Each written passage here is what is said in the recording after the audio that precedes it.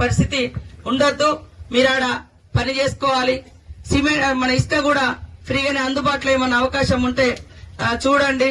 DFO గారితో మాట్లాడండి. Collector గారు ఇసుక కూడా ఫ్రీగానే ఇస్తాను కాబట్టి వాళ్ళు ట్రాక్టర్లు పెట్టుకుని తెచ్చుకుంటే ఒక ఇంటికి ఎంత ఇసుక పడుతుందో ఒక లిస్టు రాసి వాళ్ళకు ఒక చిట్టి మీద సర్టిఫికెట్ ఇచ్చేస్తే వాళ్ళు తెచ్చుకుంటారు.